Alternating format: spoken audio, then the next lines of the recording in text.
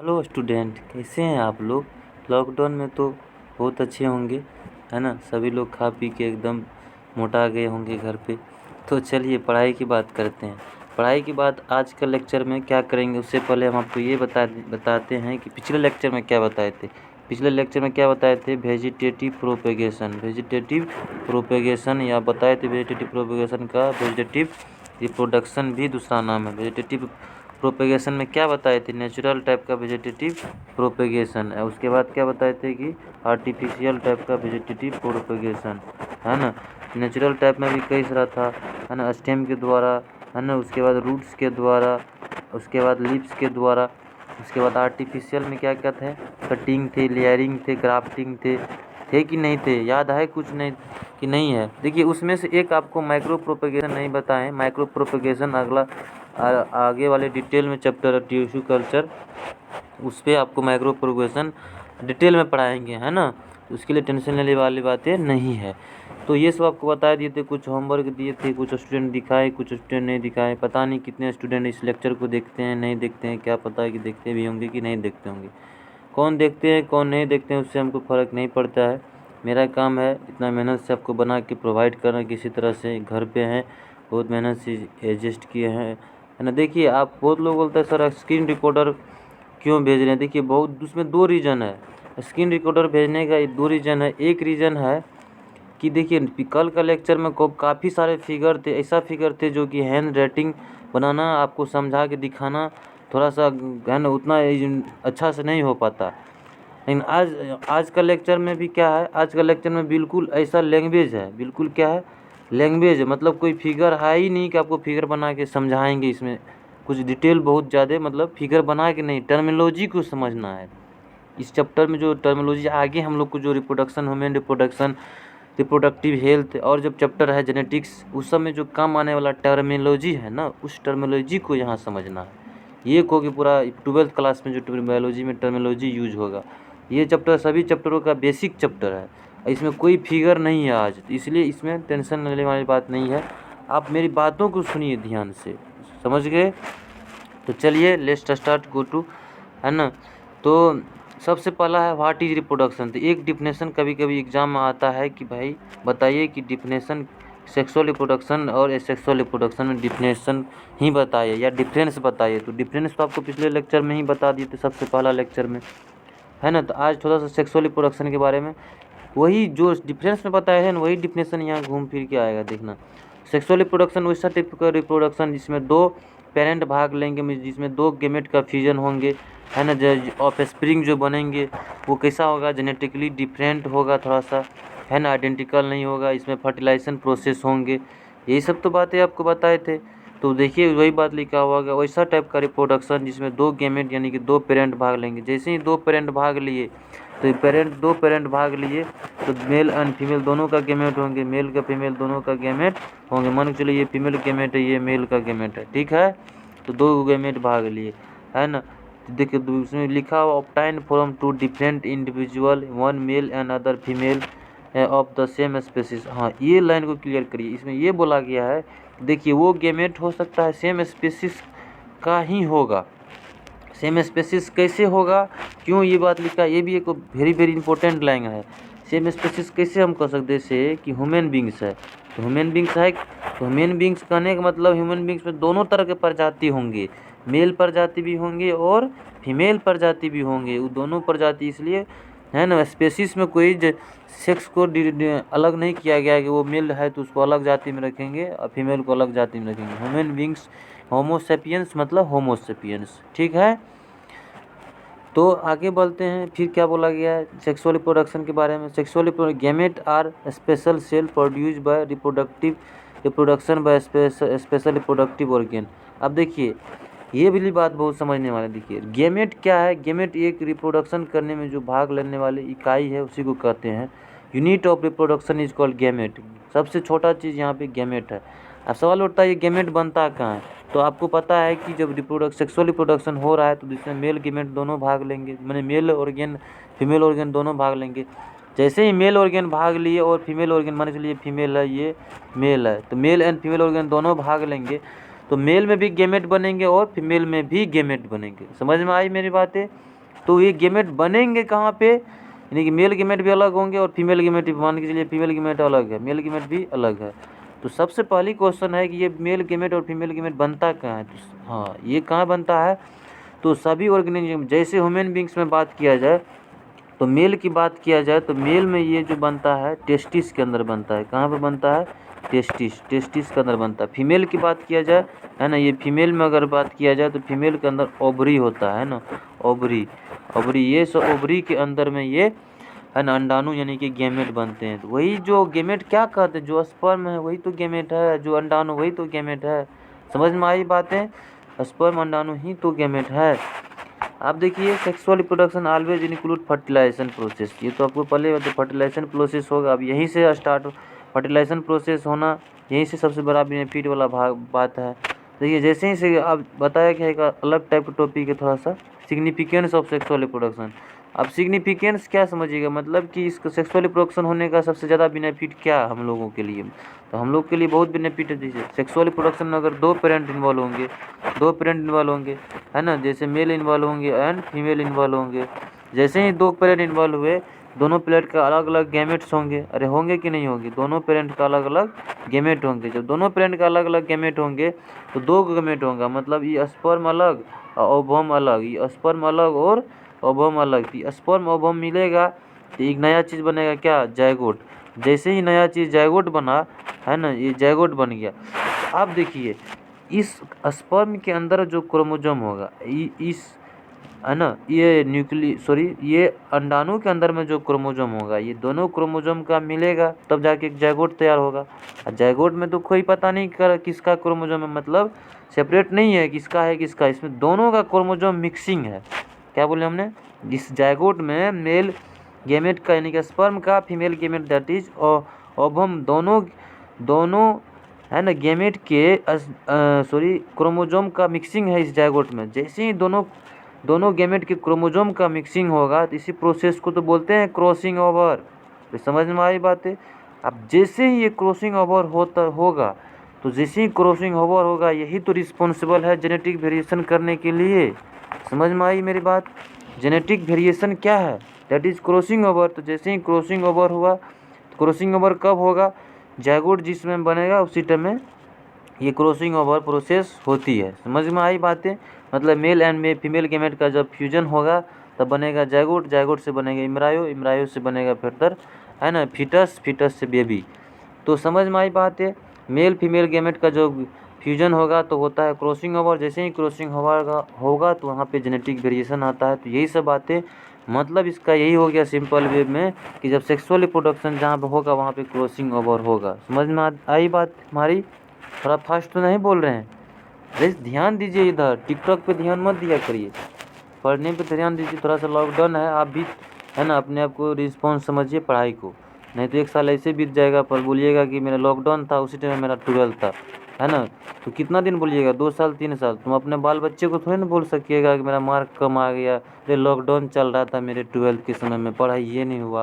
वो समझ जाएगा, नहीं समझने वाला है वो सब तुम्हारा प्रॉब्लम। तुम कितना अच्छा बेटर किया है ना, तुम 10 साल के बाद किसी को बोलेगा तो उसका वैल्यू वो रहेगा। तो इसलिए पढ़ने पर ध्यान दीजिए, इधर उधर ध्यान मत दिया करिए। ये मत समझिए लॉकडाउन है एग्ज़ाम टाइट नहीं होंगे, बहुत इजी क्वेश्चन आ जाएंगे, ये सब भ्रम में मत रहिए। एग्जामिनर का दिमाग ऐसे आधा पागल रहता है, ठीक है ना, वो कब क्या बोलते हैं कब क्या लेते हैं उसका कोई है ना। इसे भी समझिए ना, आप नॉलेज के लिए तो नॉलेज तो पढ़ना ही पड़ेगा, अच्छा करना है ज़िंदगी में तो नॉलेज तो लेना ही पड़ेगा।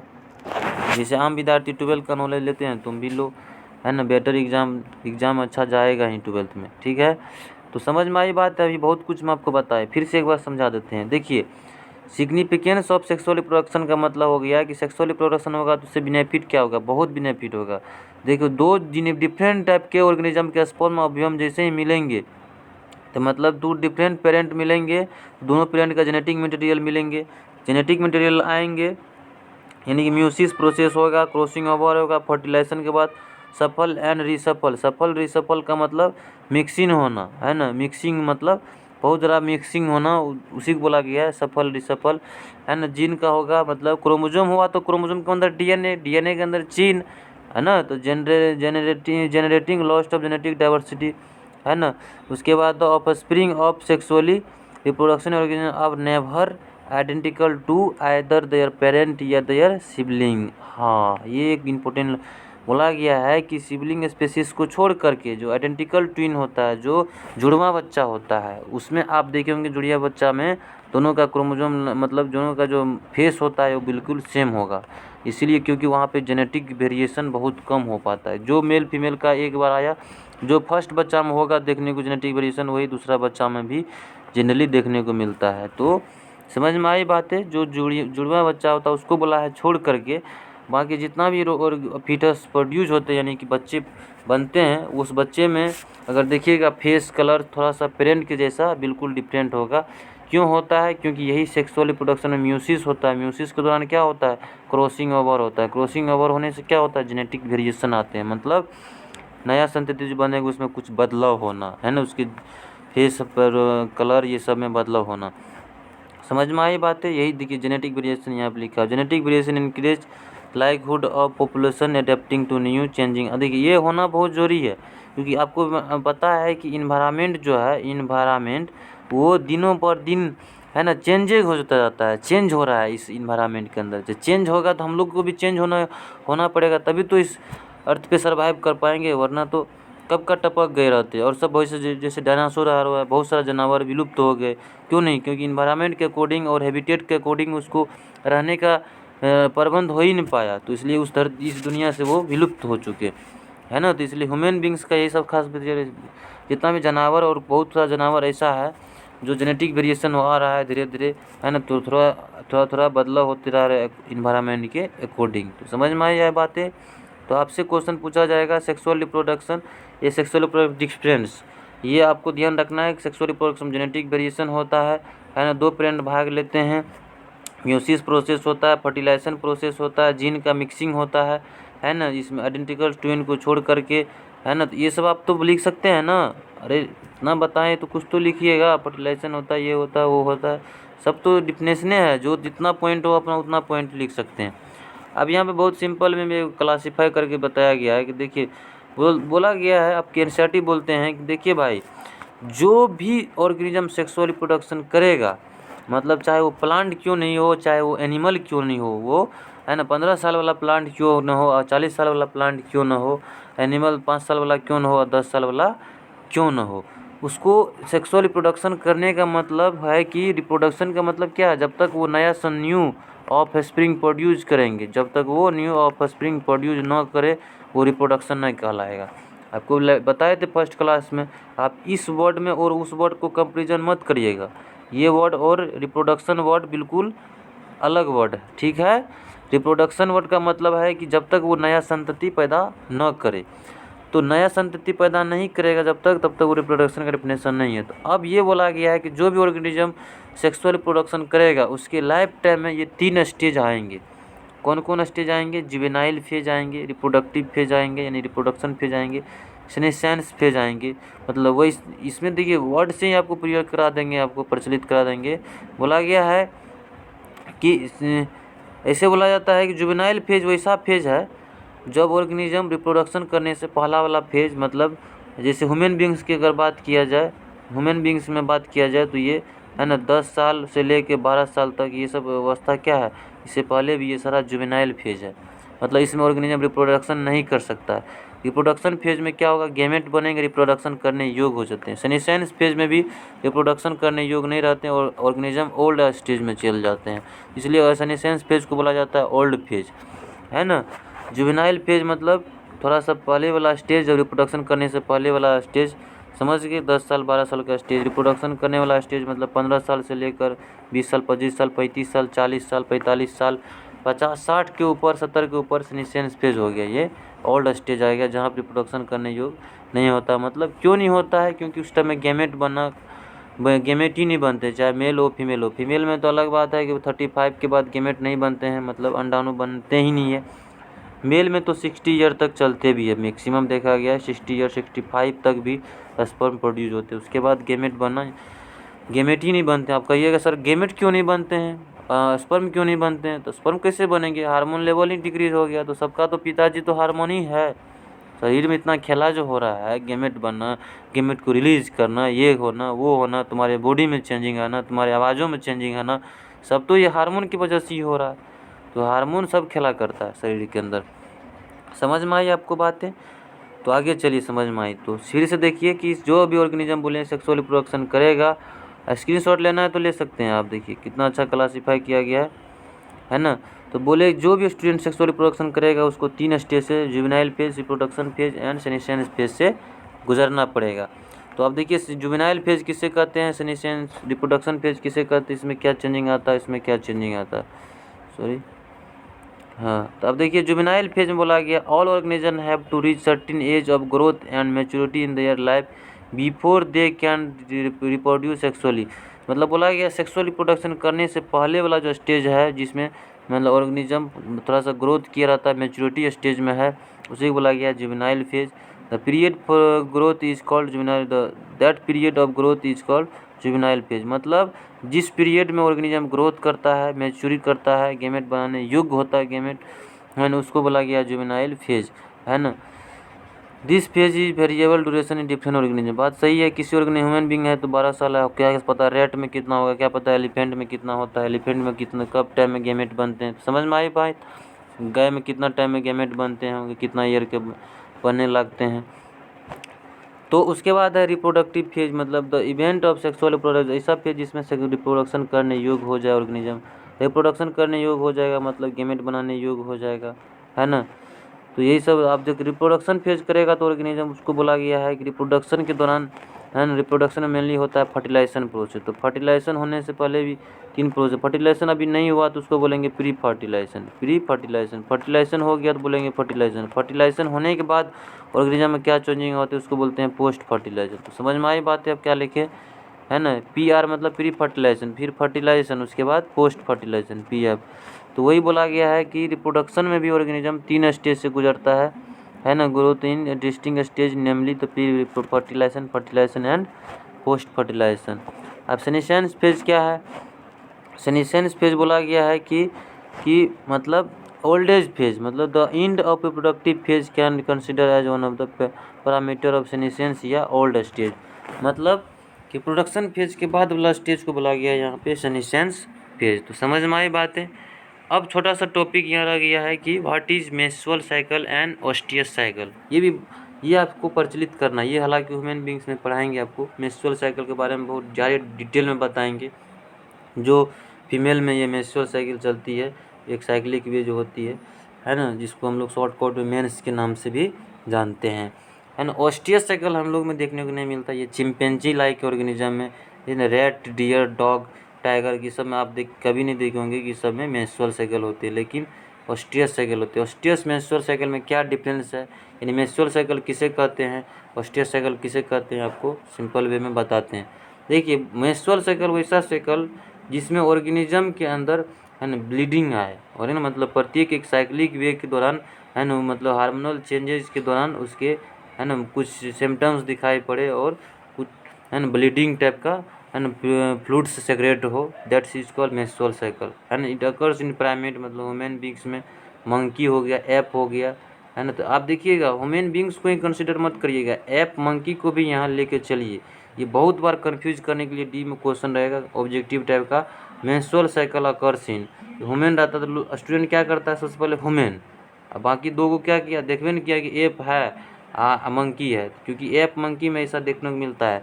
आपके पास कहीं नज़र गुजर में मंकी होगा तो देख लीजिएगा उसको साइक्लिक वे के दौरान किस टाइप से ब्लीडिंग होते हैं, है ना। तो छोड़िए वो बात की बात है। तो आपको समझ में आई कि मेंस्ट्रुअल साइकिल सिर्फ ह्यूमन बींग्स में नहीं होते, मंकी एंड ऐप में भी होते हैं। सबसे वेरी वेरी इंपॉर्टेंट क्वेश्चन।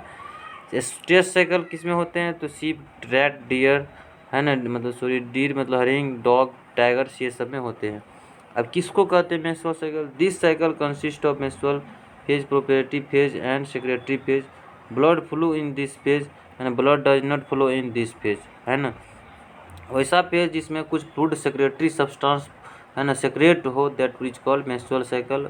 जिसमें कोई सेक्रेटरी सब्सटेंस मतलब सेक्रेटरी फ्लूइड, ये को टिश्यू, डेड टिश्यू या ब्लडिंग फ्लूइड्स नहीं, ब्लड वाले जो पार्ट होगी उसी को तो टिश्यू बोला गया है, यहाँ पे सेक्रेटरी फ्लूइड यानी कि वही टिश्यू सेक्रेट ना हो, दैट इज कॉल्ड ऑस्टियस साइकिल। और डिफरेंस आपको बताते हैं। अब देखिए ये कई क्यों सेक्रेट होता है, ये क्या रहता है। देखिए ह्यूमन बींग्स के होते हैं गर्भाशय, आप लोग गर्भाशय से प्रचलित है, ऐसे नाम तो सुने हैं ना, गर्भाशय प्रचलित नहीं होंगे तो ह्यूमन रिप्रोडक्शन प्रचलित। मान के चलिए रॉफ डायग्राम बनाते हैं गर्भाशय, तो इसके लेयर होते हैं, इसमें 3 लेयर से पाए जाते हैं, है ना। इंडोमेट्रियम सबसे अंदर वाला लेयर हो गया इंडोमेट्रियम, सबसे उसके बाद हो गया सबसे बाहरी वाला मेट्रियम पेरीमेट्रियम, है ना। उसके बाद मिडिल वाला के लिए मायोमेट्रियम, मिडिल वाला को मायोमेट्रियम। तो 3 तरह के लेयर होता है इस गर्भाशय में। तो सबसे इनर वाला लेयर जो होता है इंडोमेट्रियम, जिसको पहले लिखे थे इंडोमेट्रियम, है ना। ये इंडोमेट्रियम के लेयर को, है ना, ब्लड को इसके लेयर होता है, झिल्ली like structure, membrane like structure होता है इसमें। ये मेम्ब्रेन लाइक स्ट्रक्चर है ना, वो ब्रेक होता है और वही रिलीज होता है ना, इसके द्वारा, है ना, बाहर फेंकने के द्वारा, ठीक है। तो वही बोला गया यहाँ पे मेंस्ट्रुअल साइकिल के दौरान the broken endometrium is passes out during menstruation, the broken endometrium is reabsorb. इसमें भी होता है लेकिन रीअब्जॉर्ब होता है, मतलब सिंपल वे में कोई मतलब ब्रोकन इंडोमेट्रियम मतलब कोई पासेस यानी फ्लूइड पास नहीं होगा। किस में नहीं होगा, ऑस्टियस साइकिल में। इधर का ऑस्टियस साइकिल है, इधर का मेंस्ट्रुअल साइकिल है, ठीक है। 6 अर्ज इज नॉट इंक्रीज ड्यूरेंस मेंस्ट्रुएशन। देखिए कितना खास बात है कि बोला गया है जब ऑर्गेनिज्म मेंस्ट्रुअल साइकिल करेंगे, मतलब ह्यूमन बींग्स हो या एप हो, उस समय में बहुत परेशानी होती है ह्यूमन बींग्स को, यानी फीमेल में काफ़ी ज़्यादा इंडोमेट्रियम के 3 दिन तक, है ना, एकदम पेनफुल दर्द होते हैं, 3 दिन 4 दिन 2 दिन, जो मेन जैसा फीमेल वैसा उसके, है ना, वो पेनफुल होते हैं उस टाइप के, और उस टाइप के ब्लीडिंग भी होते हैं, है ना। 200-250 ग्राम या 300 ग्राम भी ब्लड जा सकते हैं, कोई फिक्स नहीं है, 500 ग्राम तक किसी किसी में चल जाते हैं। तो समझाने वाली बात है। तो जिसमें वो होते हैं बहुत पेनफुल होते हैं, उसमें कोई ऐसा हार्मोनल मतलब बहुत सेक्स अर्ज वाला जो हार्मोन होता है वो ऐसा कुछ, है ना, नहीं होता है, मतलब अर्ज मतलब ज़्यादा सेक्स करने की चाहत। उसके बाद बोला गया है कि मेंस्ट्रुअल साइकिल के बाद ऑस्टियस साइकिल में जो ऑर्गेनिज्म होते हैं, जैसे डॉग हो गया, इस टाइप के ऑर्गेनिज्म, रैट हो गया, इस टाइप के ऑर्गेनिज्म है, उस समय में सेक्स करने की चाहत खूब ज़्यादा बढ़ जाती है ऑर्गेनिज्म में, है ना। तो ये बहुत बड़ी डिफरेंस है, है ना। जबकि इंडोमेट्रियम लेयर इसमें नहीं टूटते हैं, इसमें टूटते हैं, इसमें ये इसके बाद सेक्सुअल में sex urge is not increase during menstruation, इसमें इंक्रीज हो जाते हैं। Female does not permit copulation during menstrual cycle, simple सी बात है, sex urge is not increase, तो मतलब सॉरी कॉपुलेशन करना, कॉपुलेशन मतलब वही चीज़, है ना, कॉपुलेशन करने का भी मन नहीं करेगा ऑर्गेनिज्म को। और जबकि ये ऑस्टियस साइकिल में ऐसा ऑर्गेनिज्म को फीलिंग होता है कि कॉपुलेशन करना है इसी टाइम में, और करते भी है, उसी टाइम में कॉपुलेशन करते हैं और उसी टाइम में उस ऑर्गेनिज्म को फर्टिलाइजेशन भी करते हैं। तो समझ में आई बातें। उसके बाद इवेंट इन सेक्सुअल रिप्रोडक्शन, और उसके बाद नेक्स्ट चीज़ जो है इवेंट इन सेक्सुअल रिप्रोडक्शन। अब बोला गया है कि जो भी ऑर्गेनिज्म सेक्सुअल रिप्रोडक्शन करेगा, है ना, उसको, है ना, इस सब इवेंट से गुजरना पड़ेगा। इवेंट करने का मतलब वही था जो फर्टिलाइजेशन में जो बताए ना, फर्टिलाइजेशन में भी कई सारा प्रोसेस होता है, प्री फर्टिलाइजेशन मतलब फर्टिलाइजेशन से पहले का, उसके बाद फर्टिलाइजेशन, उसके बाद पोस्ट फर्टिलाइजेशन, ये सब बात वही बात यहाँ बोला गया है सेक्सुअल रिप्रोडक्शन में। ये सबसे खास इंपॉर्टेंट इवेंट है ना, pre fertilisation, fertilisation and post fertilisation. तो इसलिए सभी को एक एक करके समझेंगे, है ना। अब देखिए इसमें बोला गया प्री फर्टिलाइजेशन में भी दो इम्पोर्टेंट बात है, मतलब गेमेटोजेनेसिस, मतलब ऐसा प्रोसेस जब गेमेट बनता है तो उसको बोला गया है प्री फर्टिलाइजेशन इवेंट। जब फर्टिलाइजेशन मतलब सॉरी उसके बाद गेमेट जब तक ट्रांसफ़र हो के फ्यूजन जब तक ना हो जाए तब तक प्रोसेस को क्या बोला गया है, फर्टिलाइजेशन। जैसे ही फ्यूजन हुआ मतलब ये फर्टिलाइजेशन मतलब फ्यूजन, जैसे ही फ्यूजन हुआ मतलब फर्टिलाइजेशन हो गया। फ्यूजन ही गेमेट का फ्यूजन ही तो फर्टिलाइजेशन कहता है, मतलब फ्यूजन ऑफ, लिख लीजिए, fusion of gamete, fusion of gamete, gamete is called fertilisation, is called fertilisation. समझ में आई बातें। गेमेट का फ्यूजन ही तो फर्टिलाइजेशन है। और पोस्ट फर्टिलाइजेशन मतलब फ्यूजन के बाद, है ना, फ्यूजन के बाद क्या होता है, तो फ्यूजन के बाद आपको बताए थे, है ना, जायगोट बनता है, जायगोट से क्या बनते हैं, इम्ब्रायो बनते हैं, ये सब बात पहले भी आपको बोले। तो बहुत सिंपल प्रोसेस है, जब तक फ्यूजन नहीं हुआ तब तक वो गेमेट था, जैसे ही फ्यूजन हुआ तो बोलना जायगोट, जायगोट से बन गया इम्ब्रायो, तो वही बात लेके जायगोट बनेगा, जायगोट से इम्ब्रायो बनना, दैट इज कॉल्ड इम्ब्रायोजेनेसिस। गेमेट का फॉर्मेशन होना इज कॉल्ड गेमेटोजेनेसिस। समझ में आई बातें। फिर चलते हैं वही एक टर्मिनोलॉजी पे, व्हाट इज गेमेटोजेनेसिस। तो बात वही है कि गेमेट का फॉर्मेशन इज कॉल्ड गेमेटोजेनेसिस। समझ में आई बात है, गेमेट का फॉर्मेशन इज कॉल्ड गेमेटोजेनेसिस। अब सभी ऑर्गेनिज्म में गेमेट बनते हैं। जो भी ऑर्गेनिज्म, अगर जैसे जो भी ऑर्गेनिज्म सेक्सुअल रिप्रोडक्शन करेंगे उसमें गेमेट बनेंगे। तो process of formation of male and female gamete. अब देखिए गेमेट का शेप के बेसिस पे है ना, उसके मतलब मोटिलिटी के बेसिस पर अलग अलग टाइप के होते हैं। होमोगेमेट, आइसोगेमेट यानी हेट्रोगेमेट, इस टाइप के बोले गए हैं। मान के चलिए फीमेल का है ना, फीमेल का गेमेट इस शेप का होता है। अच्छा सॉरी, ये मेल का गेमेट इस टाइप का होता है, ये स्पर्म है। और फीमेल का गेमेट अंडाणु कुछ इस टाइप के गोलाकार होता है, अंडे का कर जैसा। तो दोनों मॉर्फोलॉजी में अलग अलग हो गई है, तो इसलिए यहाँ पे गेमेट अलग अलग टाइप के भी बन सकते हैं, इसलिए वहाँ होमोगेमेट एंड हेट्रोगेमेट बोलेगा। अलग अलग यह है कि शेप, अगर दोनों गेमेट का अगर ऐसा गेमेट जो ऑर्गेनिज्म में सेम टाइप का सेम शेप के गेमेट बनेंगे तो उसको होमोगेमेट कहेंगे या isogamete. The two gamete similar in appearance, मतलब मेल ऑर्गेनिज्म हो या फीमेल ऑर्गेनिज्म हो, या फीमेल ऑर्गेनिज्म हो या मेल ऑर्गेनिज्म हो। लेकिन ह्यूमन बींग्स तो अलग है, मतलब ह्यूमन बींग्स हेट्रोगेमेट टाइप का कंडीशन होगा, क्योंकि गेमेट दोनों ह्यूमन बींग्स कैसा होगा, हेट्रो होगा।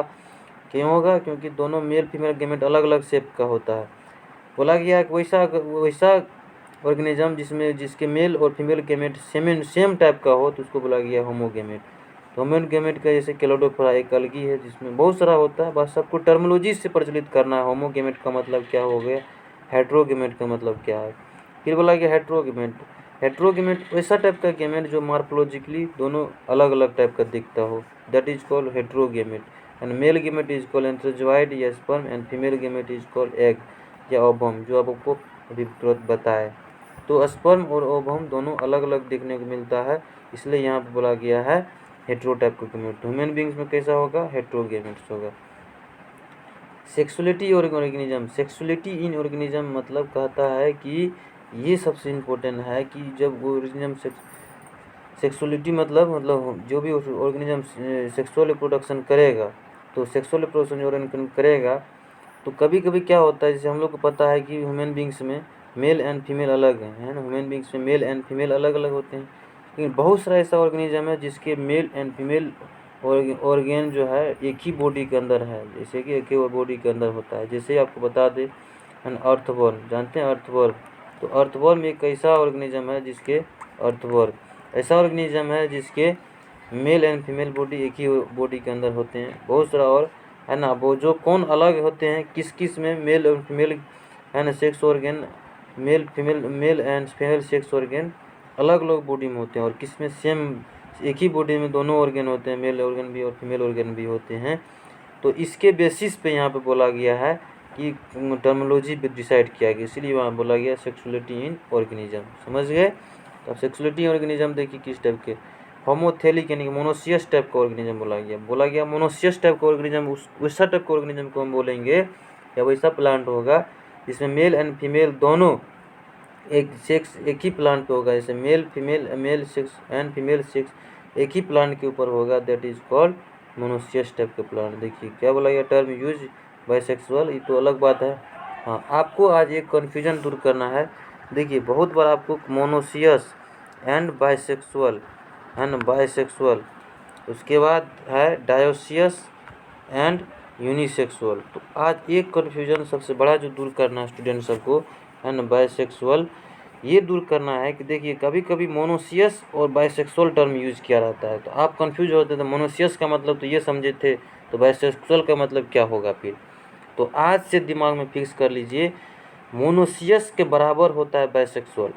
आपको क्वेश्चन बनाना है ना, तो आपको कुछ ट्रिक्स को, कुछ दिमाग पॉइंट को याद में रखना पड़ेगा, तभी क्वेश्चन बनेगा, तभी सही होगा क्वेश्चन। तो हम आपको क्या बताएं, मोनोसियस का मतलब होता है बाइसेक्सुअल। तो समझ में आई बात है, जहाँ भी मोनोसियस लिखा रहे या कहीं बाइसेक्सुअल लिखा रहे तो उसको एक ही कंसिडर करके चलना है ना। जहाँ समझ गए कि नहीं। तो वैसे भी नहीं समझ में आता, आप ट्रिक जानिए, इधर मोनोसियस मतलब मोनो हो जाएगा मोनोसियस, तो मोनोसियस मोनो मतलब एक, बाइसेक्सुअल मतलब बाय मतलब दो, तो जब इधर मोनो है तो इधर बाय है, आप कंसिडर करिए इस बातों को। तो आपको आप डिफिनेशन तो बता ही देंगे, व्हाट इज मोनोसियस का मतलब क्या होता है, टर्मिनोलॉजी तो बता ही देंगे। उससे भी ज़्यादा वेरी इंपॉर्टेंट है इस बातों को याद रखना कि मोनोसियस और बाइसेक्सुअल में क्या अंतर है? दोनों एक ही चीज़ है, कोई अंतर नहीं है। बोला गया है वैसा टाइप का प्लांट, यहाँ देखिए, वैसा टाइप का प्लांट या वैसे टाइप का ऑर्गेनिज्म जिसमें both male and female flower में be present on same individual. बोला गया है जिसमें मेल एंड फीमेल फ्लावर से भी सेम इंडिविजुअल के ऊपर पाया जाएगा, that is called monoecious type का फ्लावर या मोनोसियस टाइप का प्लांट। समझ गए? वैसा प्लांट, जैसा प्लांट जिसमें mail and female sex organ, mail and female flower एक ही प्लांट के ऊपर पाया जाएगा, जैसे कुकर बीट, कोकोनट, वैसा उसको हम लोग मोनोसियस टाइप का प्लांट बोलेंगे। अब कहिएगा सर बाइसेक्सुअल, तो जनरली बाइसेक्सुअल वर्ड जो यूज किया जाता है वो एक एनिमल प्रजाति के लिए किया जाता है ना, समझ गए? जिसमें जैसे कि और अर्थवर्म का भी नाम लिए थे, है ना, अर्थवर्म। तो देखिए यहाँ पे लिखा भी होगा अर्थवर्म, अर्थवर्म नहीं लिखा, आगे कहीं लिखा है होगा, ठीक है, एनसीईआरटी में लिखा है, आप ध्यान दीजिएगा इस बात को, एनसीईआरटी में ये बात लिखा हुआ, आप पढ़िए एनसीईआरटी को ध्यान से। तो हेट्रोथैलिक या डायसियस किसको बोलेंगे फिर? तो डायसियस, अब तो कन्फ्यूजन नहीं होना है, अभी क्या बताएं, मोनोसियस का मतलब बाइसेक्सुअल, तो डायोसियस का मतलब क्या हो गया? यूनिसेक्सुअल। हुआ कि नहीं हुआ? डायोसियस का मतलब यूनिसेक्सुअल। अरे समझ में आई कि नहीं? तो मोनोसियस बोले तो मोनो मतलब इधर मोनो है तो इधर बाई याद रखना है। वैसा ऑर्गेनिज्म जिसमें मेल फीमेल सेक्स ऑर्गन एक ही प्लांट के ऊपर हो, that is called monoecious type का। डायोसियस जिसमें मेल फीमेल ऑर्गन अलग अलग प्लांट को हो। पापाया, डेट प्लांट, एक दो एग्जाम्पल और होंगे एनसीईआरटी में, आप देख सकते हैं, लिखा होगा एनसीईआरटी के, उल्टा के पढ़ के लिखना है। आपका ये होमवर्क रहा कि एनसीईआरटी में ढूंढ के खोज के हमको मैसेज करिएगा कि कौन कौन स्टूडेंट लिखे हैं, कौन कौन स्टूडेंट नहीं लिखे हैं। आज का ये होमवर्क रहा कि सभी मोनोसियस प्लांट, सभी जो है मोनोसियस प्लांट, सभी डायोसियस प्लांट का, है ना, एग्जाम्पल लिख के एक जगह कमेंट में मैसेज करिएगा। डिफिनेशन आपको याद रहे न रहे, लेकिन हमको एग्जाम्पल बहुत ज़्यादा इंपॉर्टेंट है मेरे एग्जाम पॉइंट ऑफ व्यू से, इसलिए बोले हैं कि एक जगह एनसीईआरटी में और सारा एग्जाम्पल लिखा हुआ, वो सारे एग्जाम्पल को और यहाँ के एग्जाम्पल को एक जगह लिख करके मोनोसियस, है ना, मोनोसियस या बाइसेक्सुअल करके ऐसे, या डायसियस या यूनिसेक्सुअल करके हमको आप मैसेज करिएगा, है ना, अलग ये पर्सनैलिटी पे। समझ में आई बात? अब जाते हैं कि यूनिसेक्सुअल ऑर्गेनिज्म और बाइसेक्सुअल ऑर्गेनिज्म, थोड़ा सा जो छूट गया उसके बारे में। यूनिसेक्सुअल ऑर्गेनिज्म है, बाइसेक्सुअल ऑर्गेनिज्म, जैसे बोले कि ये यूनिसेक्सुअल टर्म और बाइसेक्सुअल टर्म एनिमल के लिए यूज होता है। तो एक एनिमल के नाम यहाँ फ्लैटवर्म, अर्थवर्म, लीच, 3 ऑर्गेनिज्म का आपको नाम याद हो रहा है, समझ गए? अरे समझे कि नहीं समझे? तो यहाँ पे 3 ऑर्गेनिज्म का नाम है, देखिए, फ्लैटवर्म, अर्थवर्म एंड लीच। ये तीनों ऑर्गेनिज्म बाइसेक्सुअल टाइप का ऑर्गेनिज्म है, मतलब एनिमल है, इसको हम लोग हेर्माफ्रोडाइट कहते हैं। एक नया टर्म से प्रचलित किए, हर्माफ्रोडाइट, तो समझ गए, एक नया टर्म प्रचलित हुआ आपको कि हर्माफ्रोडाइट क्या होते हैं। हर्माफ्रोडाइट्स वही होते हैं, वैसा टाइप का ऑर्गेनिज्म जिसके बॉडी में दोनों टाइप के सेक्स ऑर्गन प्रेजेंट हो, that is organism is called hermaphrodite organism. तो ये डेफिनेशन लिखना है, what is hermaphrodite, what is what is hermaphrodite. तो ये आपको डेफिनेशन लिखना है, ये क्वेश्चन दे दिए हैं, है ना, हर्माफ्रोडाइट, ये यहाँ पे लिखा हुआ, आप हर्माफ्रोडाइट लिख सकते हैं। ये क्वेश्चन है, इसको बना के भी सेंड करना है, ये हम भी होमवर्क रहा। तो व्हाट इज हर्माफ्रोडाइट ऑर्गेनिज्म किसको कहेंगे? फिर से आपको बोल देते हैं, वैसा टाइप का ऑर्गेनिज्म जिसमें दोनों mail and female sex organ, दोनों ऑर्गन टाइप का ऑर्गन प्रेजेंट हो, यानी दोनों टाइप के रिप्रोडक्टिव ऑर्गन प्रेजेंट हो, that is called an hermaphrodite type का ऑर्गेनिज्म। एग्जाम्पल के साथ लिखना है, समझ गए? तो पहले तो एग्जाम्पल आपको बता ही दिए थे यूनिसेक्सुअल और बाइसेक्सुअल के लिखने के लिए, है ना, तो समझ में आई बात है। ये एनसीईआरटी का फिगर सब दिया है, कुछ एनसीईआरटी में इस टाइप का दिया हुआ था, वही फिगर को यहाँ पे प्रस्तुत कर दिए गए हैं, आप देख लीजिएगा बढ़िया से इस डायग्राम को। यहाँ पर अर्थवर्म को दिखाया गया, मेल फीमेल सेक्स ऑर्गन कैसे की होता है, इस टाइप के प्लांट को दिखाया गया, मोनोसियस कारा प्लांट, यहाँ भी एक मोनोसियस का नाम लिखा है। आप जब एग्जाम्पल लिखिएगा मोनोसियस प्लांट तो कारा को भी इंक्लूड कर लीजिएगा, समझे कि नहीं? इसका 100 ऑर्गन को काट के दिखाया गया है। कॉकरोच को भी यहाँ पे इंक्लूड कर लीजिएगा यूनिसेक्सुअल के अंदर, यानी डायसियस ऑर्गेनिज्म, समझे? कुछ ये मार्केंसिया टाइप के प्लांट है ना, जो डायोसियस टाइप के हैं, मतलब मेल फीमेल अलग अलग हैं, इसको भी आप कंसीडर कर सकते हैं, एग्जाम्पल में लिख सकते हैं। जितना हो सके मोनोसियस डायोसियस को उतना लिख के दिखाइएगा, है ना। कुछ यहाँ पे डाटा दिया हुआ है, देखिए। अब इस टर्म को समझाने के लिए ये क्या दिया हुआ है, एनसीईआरटी का डायग्राम है, इसको समझाने के लिए थोड़ा सा डिटेल में पढ़ाया गया। इसमें ये लिखा है, बोला है कि जो भी ऑर्गेनिज्म सेक्सुअल रिप्रोडक्शन करेगा, जो भी ऑर्गेनिज्म सेक्सुअल रिप्रोडक्शन करेगा तो उस ऑर्गेनिज्म में जाएगा क्रोमोसोम। अरे जाएगा कि नहीं जाएगा, कहाँ जाए, कैसे जाएगा? तो आपको बताए थे कि गेमेट जो होते हैं उस गेमेट के अंदर में होते हैं क्रोमोसोम। गेमेट चाहे मेल हो, गेमेट चाहे फीमेल हो, दोनों में होंगे क्रोमोसोम। तो दोनों क्रोमोसोम के अगर मिलेंगे तब बनेंगे जायगोट, जायगोट से बनेंगे एम्ब्रायो। तो कहा जाता है कि दोनों क्रोमोसोम का जब मिक्सिंग होगा तभी तो जेनेटिक वेरिएशन आएंगे, म्यूसिस प्रोसेस होंगे। तो वही म्यूसिस प्रोसेस मतलब दोनों क्रोमोसोम का जो मिक्सिंग होता है तो कैसे होता है? तो उससे पहले तो ये गेमेट जो है, गेमेट बनने से पहले ये गेमेट हॉप्लॉइड नेचर का होता है, इसमें क्रोमोसोम नंबर आधा होता है। फिर से समझिए, देखिए हम लोग ह्यूमन बींग से, हम लोग के सेल में कितना क्रोमोसोम है? 46 क्रोमोसोम है। लेकिन हमारे स्पर्म में कितना है? स्पर्म में मात्र, ये स्पर्म है तो इसमें मात्र 23 क्रोमोसोम है। ये 23 आया कैसे? तो यहाँ पे आपको 11th में बताए थे कि ये 23 आया कैसे। यहाँ पे एक प्रोसेस होता है जिस प्रोसेस का नाम है म्यूसिस। म्यूसिस एक टाइप का सेल डिवीजन है जहाँ पे क्या होता है, कोई सेल डिवाइड करता है तो 1 से 4 टाइप का सेल बनते हैं, 1 से 4 टाइप का सेल बनते हैं, जबकि क्रोमोसोम नंबर हाफ हो जाते हैं, क्रोमोसोम नंबर हाफ हो जाते हैं, है ना। तो वही क्रोमोसोम नंबर हाफ होके यहाँ पे दिखाएं। तो इसी तरह से जब ये मेल गेमेट है, ये मेल गेमेट है, इसी तरह से फीमेल के ओवम में भी होंगे कि नहीं होंगे? तो फीमेल के ओवम भी 23 होंगे, लेकिन उसके बॉडी, फीमेल के बॉडी में कितना क्रोमोसोम? तो वही सेम 46। तो इसी भी जगह पे होता है म्यूसिस। तो इस म्यूसिस प्रोसेस के दौरान क्या होते हैं, ऑर्गेनिज्म में क्रोमोसोम नंबर हाफ हो जाती है। अरे समझ में आ रही है ये बातें? तो वही चीज़ यहाँ पे दिखाया है कि बोला गया है कि देखिए भाई, जब ऑर्गेनिज्म सेक्सुअल रिप्रोडक्शन करेगा, जब ऑर्गेनिज्म सेक्सुअल रिप्रोडक्शन करेगा तो उसके क्रोमोसोम जो ट्रांसफ़र होंगे वो पेयर में नहीं होंगे, मतलब पूरा का पूरा बॉडी के क्रोमोसोम नहीं होंगे ट्रांसफ़र, उसके आधा होंगे। तो सवाल उठता है कि हमको ऑर्गेनिज्म का, वैसा ऑर्गेनिज्म का कुछ नाम बताना है जिसके बॉडी में, मतलब बॉडी के सेल में, मतलब डिप्लॉयड सेट में क्रोमोसोम कितना होता है और हैप्लॉयड सेट में क्रोमोसोम नंबर कितना होता है। वही एक एनसीईआरटी का डायग्राम दिया गया है। तो फिर समझे क्या लिखा हुआ, क्रोमोसोम नंबर इन म्यूसाइट, मतलब हैप्लॉयड एंड डिप्लॉयड सेट में कितना होगा, समझ गए?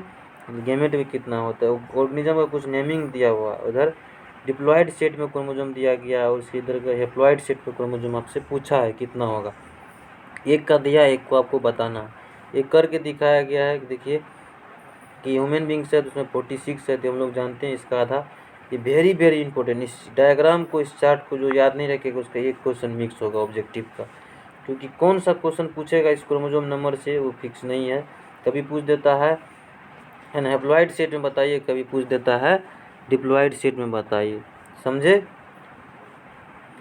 तो ये देखिए म्यूसाइट में इतना है, इधर गेमेट में इतना होगा, तो समझ गए, यानी डिप्लॉयड सेट में इतना है। हाउस फला है ना, इसमें 12 है, जबकि उसमें कितना होगा, 6 हो जाएगा। आपको बना के दिखा रहे हैं, आपको भी ये बना के सभी लोग, स्टूडेंट लोग बनाए हैं कि नहीं बनाए हैं, हमको इसको फ्लो चार्ट बना के, फ्लो चार्ट कॉपी में बना करके हमको, है ना, पर्सनल आईडी पे सेंड करिएगा कि आप लोग होमवर्क किए हैं कि नहीं किए। आज का होमवर्क ये है, करना कुछ नहीं, इधर अगर जितना होगा उसका हाफ इधर कर देना है, इधर जितना इधर लिखा होगा उसका डबल इधर कर देना है। तो आपको इधर वाला पता चल जाएगा, डबल करिएगा, हाफ करिएगा तो इधर वाला का पता चल जाएगा, समझे? बहुत ही जी, फिर भी पढ़ के सुना देते हैं। रैट में नहीं, इधर का नहीं दिया हुआ है, इधर दिया है 21, तो 21 का डबल करिएगा तो कितना होगा, तो बराबर 42, 21 दूना 42। डॉग का 78, तो इसका 10 का आधा कर दीजिएगा, समझ गए? इसके बाद कैट का दिया होगा, फ्रूट फ्लाई का दिया होगा। इसको हम लोग पिछले लेक्चर में आपको सब लिख के दिखाना है, लिखने के बाद याद करके भी दिखाना है, समझे? ये पूरा रटने वाला चीज़, इसमें कोई ट्रिक लॉजिक नहीं है। हाँ, एक क्वेश्चन यहाँ पे बार बार पूछा जाता है, वो आपको हाईलाइट कर देते हैं। आपसे बार बार पूछा जाएगा, बताइए कि हाईएस्ट नंबर ऑफ क्रोमोसोम किस में होता है। तो हाईएस्ट नंबर ऑफ क्रोमोसोम ऑफिसोग्लोम, एक फर्न नामक प्लांट है, प्लांट का प्रजाति है फर्न, उसमें पाया जाता है 630 हैप्लॉयड सेट में है। तो डिप्लॉयड सेट में कितना हो गया, ये हैप्लॉयड सेट का हो गया, डिप्लॉयड सेट में हो गया 1260। तो आप वीवीआई करके इसको लिख लीजिएगा। ऑफिसोग्लोसम प्लांट है जिसमें 1260 क्रोमोसोम नंबर पाए जाते हैं। समझ में आई बातें? आप देखिए गेमेट फर्टिलाइजेशन कितना बच गया है, लंबा वीडियो हो गया बहुत, 1 मिनट थोड़ा सा लगेगा और 10 मिनट पढ़ाई देते हैं। ये वाला चैप्टर अब कंप्लीट कर देंगे आज, रिप्रोडक्शन इन ऑर्गेनिज्म का। तो अब देखिए इसमें आपको क्रोमोसोम नंबर बता दिए। देखिए अभी क्या चल रहा है, ये गेमेट ट्रांसफ़र और गेमेटोजेनेसिस। तो गेमेटोजेनेसिस किसका है, प्री फर्टिलाइजेशन का है, प्री फर्टिलाइजेशन है ना, प्री फर्टिलाइजेशन का प्रोसेस है। तो प्री फर्टिलाइजेशन में क्या क्या था, गेमेटोजेनेसिस। तो बताए गेमेटोजेनेसिस जब भी होगा मतलब गेमेट का बनना, दैट इज कॉल्ड गेमेटोजेनेसिस। और गेमेट कैसे बनेगा, उसकी बॉडी शेप के आधार पर होमोगेमेट हेटेरोगेमेट था।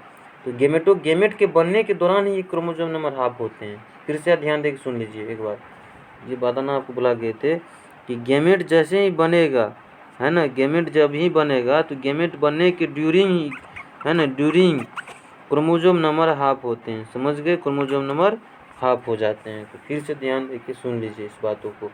अब आपको बताते हैं गेमेट तो बन गया, क्रोमोसोम नंबर हाफ तो हो गया, लेकिन गेमेट का ट्रांसफ़र होगा तभी तो गेमेट का फ्यूजन होगा और फर्टिलाइजेशन प्रोसेस होगा, है ना। फर्टिलाइजेशन क्या है, फ्यूजन ऑफ गेमेट, है ना, फ्यूजन ऑफ गेमेट। तो फ्यूजन कैसे होगा, मान लीजिए गेमेट मेल अलग है फीमेल अलग है, मेल फीमेल कॉपुलेशन करेगा, मेल फीमेल, जैसे मेल ये है मान के चलो, है ना, ये फीमेल है, तो कोई ऑर्गेनिज्म ह्यूमन बींग्स अलग बात है, किसी ऑर्गेनिज्म को आप कंसिडर कर लीजिए।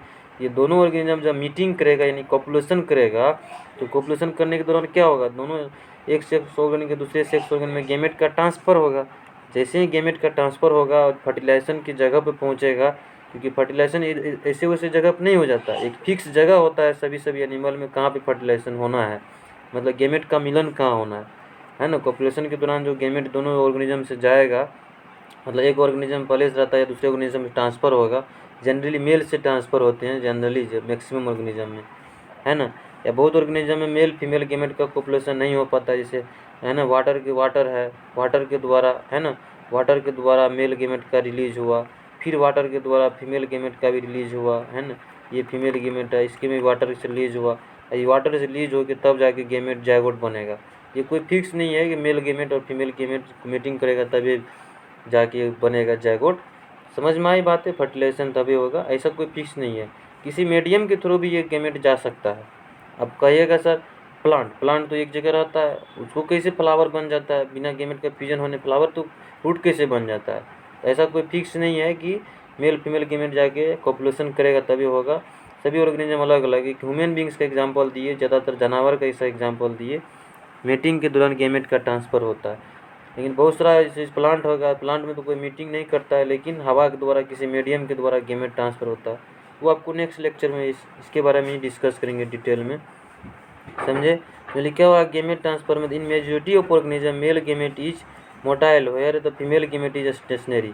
ये बात सही है, बोले जैसे मेल गेमेट क्या है, मेल गेमेट है स्पर्म, तो ये स्पर्म जनरली क्या होते हैं, मोटाइल नेचर के होते हैं। मोटाइल नेचर का क्या क्यों होते हैं, क्योंकि कोई भी गेमेट मोटाइल नेचर का तभी होंगे जब उसके पास फ्लैजेला होगा, है ना, मूवमेंट करने के लिए फ्लैजेला होते हैं, इसलिए इसके भी टेल होते हैं, टेल के अंदर फ्लैजेला होते हैं। स्पर्म के स्ट्रक्चर देखेंगे ह्यूमन रिप्रोडक्शन में तब आपको बताएंगे। समझ में आई बातें।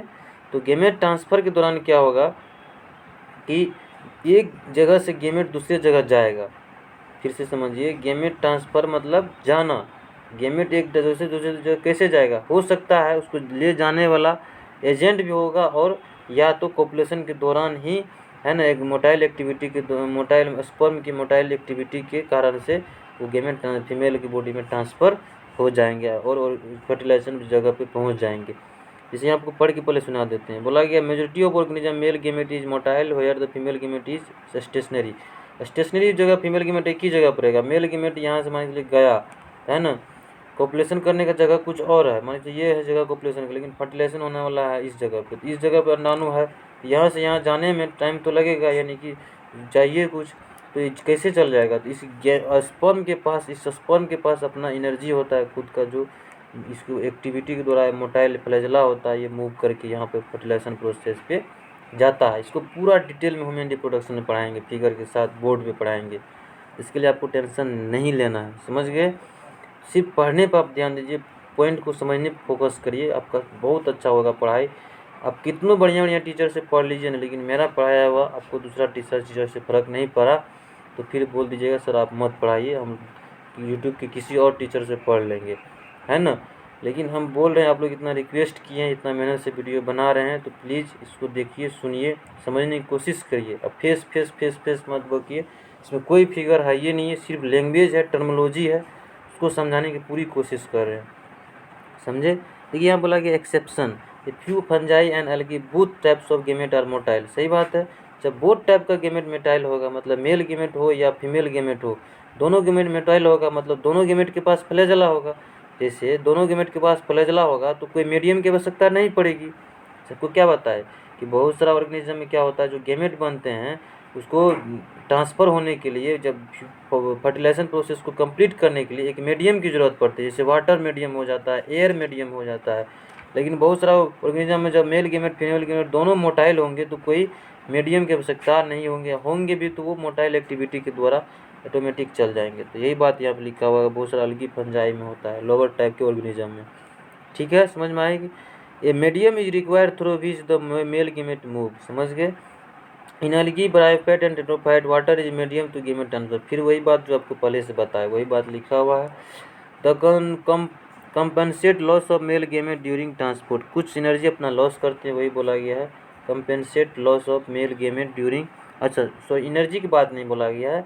मेल गेमेट जैसे देखिए सिंपल वे में बताते हैं, जैसे ह्यूमन बींग्स की केस किया जाए, बात किया जाए तो मेल के स्पर्म लगभग 3 मिलियन स्पर्म होते हैं, लेकिन फ्यूजन किसके साथ होते हैं? सिर्फ एक स्पर्म के साथ। बहुत सारा स्पर्म डिडेंडेट हो जाते हैं, रास्ते में ख़त्म हो जाते हैं, वहाँ तक नहीं पहुँच पाते हैं। वही बोला गया कंपनसेट, मतलब ख़त्म हो जाते हैं बहुत सारा मेल गेमेट रास्ते में ड्यूरिंग ट्रांसपोर्ट के दौरान ही।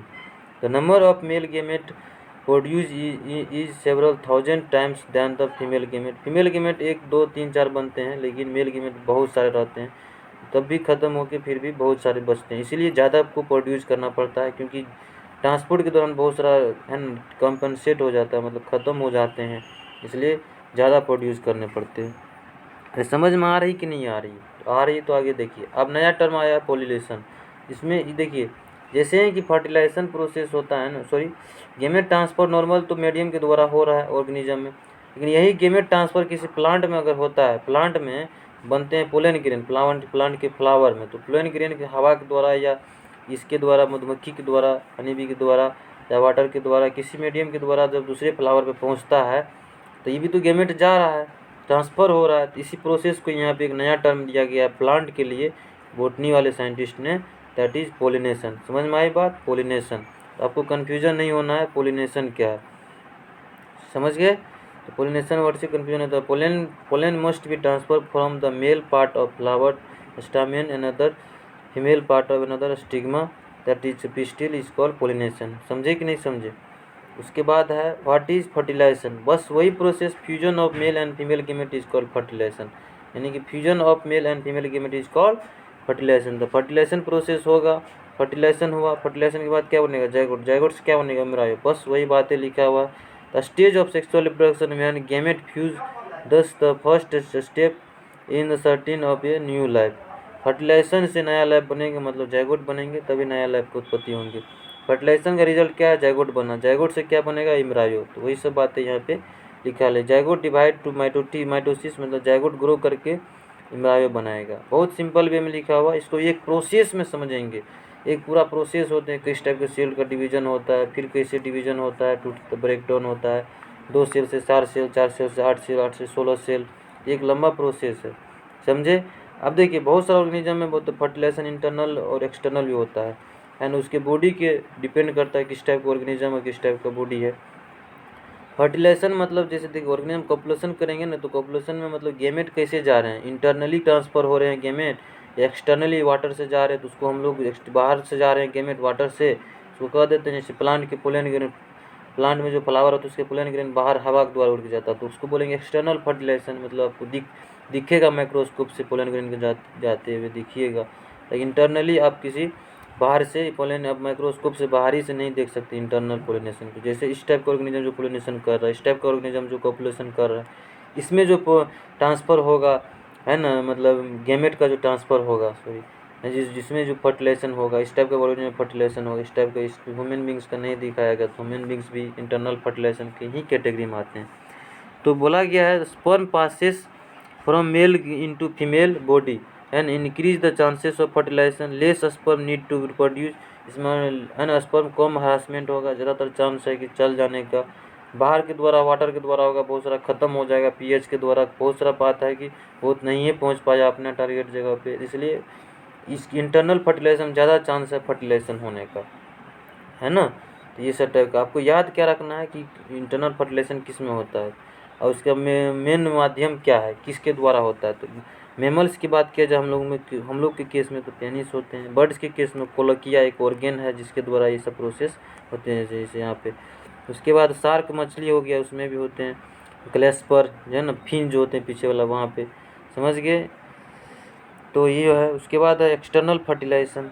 एक्सटर्नल फर्टिलाइजेशन क्या है? एक्सटर्नल फर्टिलाइजेशन वैसा टाइप का फर्टिलाइजेशन जिसमें पोलन ग्रेन हो या गेमेट्स हो, डायरेक्ट वर्ड समझिए, गेमेट जो है बाहरी किसी मीडियम के द्वारा जाते हुए आप देख सकते हैं, बाहरी रूप से जाते हुए हो, जैसे इसको हम लोग एक्सटर्नल फर्टिलाइजेशन। कुछ फिगर दिया गया, इस देखिए आपको बोर्ड पे पढ़ाते थे, ये फिगर तो कभी नहीं दिखा पाते, यही फिगर तो कभी नहीं दिखा पाते, लेकिन यहाँ पे एक लाइन में क्लियर होगा कि क्या है एक्सटर्नल फर्टिलाइजेशन, एक लाइन में क्लियर हो रहा है इंटरनल फर्टिलाइजेशन क्या है यहाँ पे, समझ गए बात। इसलिए बहुत कुछ है कि इधर से पढ़ाने से बेनिफिट भी है ऐसे पढ़ाने से। एक्सटर्नल फर्टिलाइजेशन इसमें कोई बाहरी एजेंट की आवश्यकता हो, जबकि इंटरनल फर्टिलाइजेशन नो एजेंट, समझ गए, जबकि इसमें एजेंट की आवश्यकता होगा, कहीं लिखा होगा only sex organ required and gonads duct carry gametes, gamete gonad के द्वारा फिश हो गया, एम्फीबियन होगा, एक सब में एक्सटर्नल फर्टिलाइजेशन होता है। देखो यहाँ पे बोले ना एक मीडियम की आवश्यकता होगी, तो water provide fluid environment for gamete transfer, समझे कि नहीं समझे, एक्सटर्नल फर्टिलाइजेशन इंटरनल फर्टिलाइजेशन। फिर से देख लीजिए, स्क्रीनशॉट लेना है तो ले सकते हैं आप। अब लोग गया पोस्ट फर्टिलाइजेशन में क्या होगा, तो पोस्ट फर्टिलाइजेशन तो आप जानते हैं, फर्टिलाइजेशन होगा, फर्टिलाइजेशन हुआ, फिर से बता रहे इम्ब्रायो बनेगा, सॉरी फर्टिलाइजेशन हुआ, फर्टिलाइजेशन हुआ तो फर्टिलाइजेशन से क्या बना, फर्टिलाइजेशन हुआ जायगोट बना, जायगोट से क्या बनेगा इम्ब्रायो, इम्ब्रायो से क्या बनेगा फीटस बनेगा। तो इसलिए बोला गया पोस्ट फर्टिलाइजेशन, मतलब फर्टिलाइजेशन के बाद क्या होगा, तो जायगोट, जायगोट से इम्ब्रायो, तो इसलिए याद नहीं रखना है post fertilisation. Event after sexual reproduction is called, zygote के बाद वाला इवेंट को बोला गया post fertilisation. Formation of diploid zygote, देखिए यहाँ पे जो जायगोट कैसा होता है, डिप्लॉयड नेचर का होता है, ये ध्यान में रखिएगा, वेरी वेरी इंपॉर्टेंट क्वेश्चन पूछा जाता है। गेमेट कैसा होता है, तो गेमेट इज हैप्लॉयड नेचर का, जायगोट कैसा होता है, डिप्लॉयड नेचर का होता है, 2n नेचर का होता है, समझे कि नहीं समझे। हाँ, उसके बाद बोला गया फंजाई एनल की जायगोट डेवलप थिक वाल एंड, इसके वाल होता है लेयर, जैसे जायगोट इसके बाद काफ़ी सारा लेयर होगा, क्योंकि वो डेड ना हो जाए, मर न जाए, है ना, ये सब कारण से। In organism with haplontic life cycle zygote divide by meiosis to form haploid spore that grow into new plant. बहुत सारा बोला गया यहाँ पे कि हैप्लॉइड इंडिविजुअल में जैसे कि स्पोर के ऊपर, तो ये बता दिए म्यूसिस के द्वारा ही ग्रो करके स्पोर बन के नया प्लांट बनते हैं, ऐसा भी प्रोसेस होते हैं, इसके लिए ये सब इतना इंपॉर्टेंट नहीं, टेंशन लेने वाली बात नहीं है। तो पोस्ट फर्टिलाइजेशन हो जाएगा यहाँ पे, पोस्ट फर्टिलाइजेशन पहले जायगोट बना, अब जायगोट के बाद इम्ब्रायो बना, जायगोट, जायगोट से क्या बन रहा है इम्ब्रायो, तो this process is called embryogenesis. Plant embryogenesis refer to process of development of plant embryo beings either sexual या एसेक्सुअल रिप्रोडक्शन। बोला गया है कि रिप्रोडक्शन के बाद जो इम्ब्रायो बनेगा, मतलब जायगोट के बाद जो प्रोसेस होगा इम्ब्रायो, देसी प्रोसेस इज कॉल्ड इम्ब्रायोजेनेसिस, है ना। इम्ब्रायोजेनेसिस में अकर्स नेचुरली इन प्लांट या रिजल्ट इन सेक्सुअल फर्टिलाइजेशन, मतलब सेक्सुअल फर्टिलाइजेशन के बाद ये होगा, बस सिंपल सिंपल बातें बनाया गया है। Embryo are called zygotic embryo, zygote के बाद जो तुरंत इम्ब्रायो बनेगा that is called zygotic embryo. बहुत सिंपल प्रोसेस है, इसमें कोई टेंशन लेने वाली बात नहीं है। आप देखिए थोड़ा सा ये भी इम्पोर्टेंट लाइन है कि इम्ब्रायो के बेसिस पे ऑर्गेनिज्म का नेमिंग अलग अलग हो जाता है, ये बहुत बार एग्जाम में पूछा गया, इसको आप वीवीआई करिएगा, है सबसे लास्ट वाला टॉपिक लेकिन बहुत इंपॉर्टेंट है।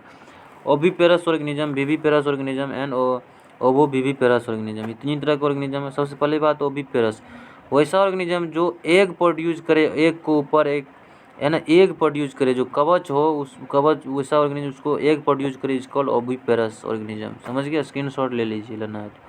वैसा ऑर्गेनिज्म जो एग प्रोड्यूस करे यानी young develop and hatch from egg laid outside the mother body, mother body के जैसे आउटसाइड एक, मतलब ब्रेक हो, मतलब जैसे मदर जो है यानी फीमेल जो है एग प्रोड्यूस कर दिए, एग, एग के ऊपर क्या होता है आप जानते हैं, जैसे अंडा, अंडा है तो अंडा के ऊपर क्या रहता है, वाइट कलर का कवच होता है, वो जो कैल्शियम का बना होता है ना, वो फटता है तब जाके, है ना, नॉर्मल खाने वाला अंडा की बात नहीं करें, मुर्गी सब का अंडा जो नया बन रहा है वो फटता है अंडा, उसके अंदर में क्या बच्चा तब तक डेवलप होते रहता है, तो उसी को बोला गया वैसा ऑर्गेनिज्म जो बॉडी के आउटसाइड एग प्रोड्यूस करे और वो एग से नया ऑर्गेनिज्म प्रोड्यूस हो जाए, इस कॉल्ड ओविपेरस ऑर्गेनिज्म। समझे कि नहीं समझे?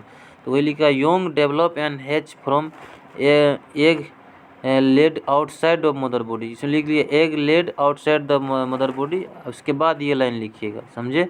Young develop hatch from egg. समझे? Nourished by yolk of yolk, egg मतलब एग के अंदर योल्क होता है। योल्क के बारे में बढ़िया से डिटेल में आपको हम रिप्रोडक्शन में बताएंगे, अभी नहीं। अभी ये जानिए कि किस में ओविपेरस टाइप का ऑर्गेनिज्म, जितना भी बर्ड्स होगा, बहुत सारा फिशेस में भी जो अंडा देते हैं उसमें बहुत सारा हार्ड कवच होता है।